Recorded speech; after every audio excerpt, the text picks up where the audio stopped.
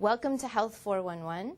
My name is Hannah Routley, and in this series we are going to look at community health services in the greater Peterborough area and learn about family health teams. In tonight's episode, we are going to explore the amazing transformation to primary care in this community and learn about how it is turning heads in Canada and the U.S. Joining me this evening is Dr. Dawn Harterre, who is physician lead with Primary Healthcare Services. Welcome, Dawn. Thank you. So can you tell me, what is a family health team?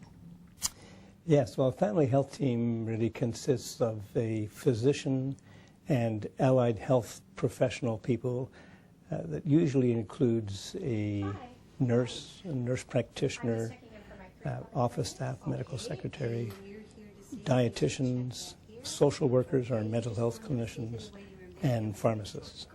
And how many teams are there in the greater Peterborough area? We have 5 separate teams in Peterborough, but they're really all linked under one umbrella organization. Why were the family health teams created? Well, our teams were created really in response to a community situation where almost one citizen of Peterborough County out of 4 did not have a family physician. There was a real dearth of family doctors across the province, but particularly in Peterborough. Our thought was that with a team concept, we would be able to expand the number of patients that any individual physician could look after. The team could look after more than one person. The concept seemed to catch on, and not only was it successful in looking after more people, but it attracted new doctors to Peterborough who liked the team approach. And of course, by attracting new physicians, we were able to help them with more allied health professionals, and this in turn really put a large dent in this unattached patient population, so that we now have, where we did about 4,000 patients maybe that do not have doctors, and there used to be 27,000 patients that didn't have doctors, so we've come a long way since 2006. Great. Well, thank you for joining us. You're more than welcome. Say ah. Joining me now is Bill Casey, Executive Director of Primary Healthcare Services. So, Bill, can you tell me what are the advantages of other communities exploring this type of family health team model? Well, I think when you look at the success that we've had, Hannah, in terms of the number of patients placed and the decrease in ER volumes and some of the preventative care initiatives that we're starting, I think there's a lot of interest in other communities pursuing the kind of model that we've created here in Peterborough and replicating the success that we've had. And have other communities come here to learn about the success of the family health teams? Well, I think that's one of the remarkable things that people in Peterborough probably don't recognize, how well regarded our primary care physicians are across the country and even internationally. Just recently I returned from a policy conference that I was invited to speak at in New York City, where they were really interested in the model that we've created and the outcomes that we've demonstrated, as well as the disease management programs that we're implementing in terms of keeping people from having adverse health events. And certainly as we move forward, I think we'll get lots more interest in the model that we've created. Thank you so much for sharing your success with us today, Bill. You're welcome. Join us over the next few weeks as we learn more about the successes that Bill and Dawn have been talking about. See you next week on Health 411. Health 411 is brought to you by the Greater Peterborough Health Services Foundation, guiding, giving, better living. Welcome to Health 411. I'm Hannah Routley, and today I'm here with Linda Chillibeck, lead pharmacist for the family health teams. Welcome, Linda. Thanks, Hannah. So tell us about the INR program. Well, the INR program is one of the programs that the pharmacists have brought to the family health teams. And what we do is we have a pharmacist-led program where we monitor the anticoagulation, the patients who are taking anticoagulants, and we monitor their levels and modify their medications, modify their dosing, and help them to maintain an appropriate therapeutic range. And how many patients in Peterborough are involved in the program? At this point in time, we have several hundred patients who are part of our anticoagulation program. Tell me what it means to the patients to be involved in this type of program. The patients have been very positive in their feedback for the program. We're able to test their INR by a finger prick, so it affords several different benefits. First of all, they can come to us, have their finger prick done right on the spot. So one of the nice things about that is that we get the result back right while the patient is there. So it enables us to ask any necessary questions in order to determine if there's anything that might have caused a problem if their reading is out of range. And is this going on anywhere else in Ontario or other parts of Canada? There are other anticoagulation clinics, point-of-care anticoagulation clinics that do exist in Ontario, but we were one of the first actually in the province, and we've grown every month from when we first started. Oh, that's amazing.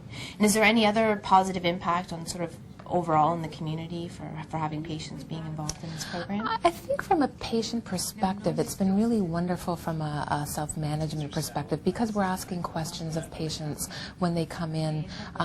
They become more knowledgeable about their medications. Because we're pharmacists in the clinic, we're keenly interested in any drug interactions that may happen. We help them with their other medications. If people are having drug changes, we'll often set up their medication in little blister packs for them to help with adherence and remembering to take medications. And just so we understand with INR, can you explain to me once more what INR means? Right. It's one of those acronyms, and what INR actually stands for is International Normalized Ratio. And what it really is a measure of clotting time, so how long it's taking someone's blood to clot. And when someone's taking an anticoagulant, their blood will take just a little bit longer to clot so that they're less likely to actually end up having a clot. And so by keeping their ratios in line with where they should be, what does this prevent from happening? It's basically it's used for people who are at risk of having a clot, which may lead to a stroke, or for people who already have an existing clot that we're trying to actively treat. And how many pharmacists are involved in the program? We have 3 different clinics that we run. We have a clinic here at King Street, one up at the Turnbull Medical Center, and one in Chemong. And we've just started one up at the clinic now. So we have about 5 pharmacists who are involved on a part-time basis and working in the clinics. And in the future, are there any plans to expand this program or add any additional services? We'd love to see the program grow if we can. We're pretty much maxed out at this point in time, but we would love to be able to offer this service to as many patients as we could. Thank you very much. Good to see you again. Yeah, see you here. Take care. Okay, bye-bye. Well, thank you. It sounds like a great and innovative program. Thanks, Hannah. Thanks for joining us on today's edition of Health 411. We'll see you next time. Health 411 is brought to you by the Greater Peterborough Health Services Foundation. Guiding, giving, better living. Welcome to Health 411. I'm Hannah Routley, and today I'm here with Kathleen Fair, a registered nurse with Peterborough's Family Health Teams. Welcome, Kathleen. Thank you. So today we're going to talk about the CVD PMI program. Can you tell me about that? Well, the Comprehensive Vascular Disease Management and Prevention Initiative is a program that's been developed to try to reduce the risk of heart attack and stroke for people in the Peterborough region. So I don't really understand what vascular disease means. Can you explain that? Well, vascular disease is a disease of the blood vessels in your body. So it's either a swelling, a buildup of plaque, or narrowing of these arteries that lead to lots of different diseases, including heart disease and kidney disease. And so what is the program set up to do? Who is involved in the program? Well, the nurses involved in the program, there are 5 of us so far, and it involves patients who are coming from the family health team doctors. Currently, we also have patients who don't have doctors, although I'm involved with the patients who do. And women between the ages of 50 and 75 and men between the ages of 40 and 75 are those who are being brought in to assess their risk for vascular. How many patients are there? In the program. Eventually, we're going to have, by the end of the year, 2,500 patients who will have gone through the program to do these assessments. Oh, wow. And how long does the program run for? Well, initially the program is a year. We're hoping to have that program, these patients being followed for a year, 2 years, or even 3 years through regular assessments over time. And how did you find them? How were patients accepted into the program? Well, like I said, they have to be between those certain ages, and beyond that, the only real criteria is that they're not being followed by a cardiologist currently. Okay. And what are some of the risk factors that one would have for vascular disease? Well, the first, probably the biggest risk factor is both family history and your own history. So we do a really in-depth history with patients that goes through their family history, their social history, their own vascular history that they may or may not have any idea about already. We look at medications, we do blood pressures, cholesterol levels, and we take a really good look at things that in a very comprehensive way that they may not have had done in the past. Can you tell me a bit more about what you're doing for each patient? Well, patients come through. Initially, we have a 1-hour interview with the patients, the nurse and the patient themselves. And from that interview and the blood pressures and the blood work that we do, we're able to decide what risk factors or risk that they have for vascular disease. And then we would put into place things over the course of the next several visits and the next several months. Lifestyle changes, diet changes, looking at smoking cessation if they're smokers, and then potentially medications as well if we find things like high blood pressure, high cholesterol numbers that need to be addressed. Well, it sounds like an amazing program. I think it is. Thank you. You're very welcome. And thanks for joining us today on Health 411, and we'll see you next time. Health 411 is brought to you by the Greater Peterborough Health Services Foundation, guiding, giving, better living.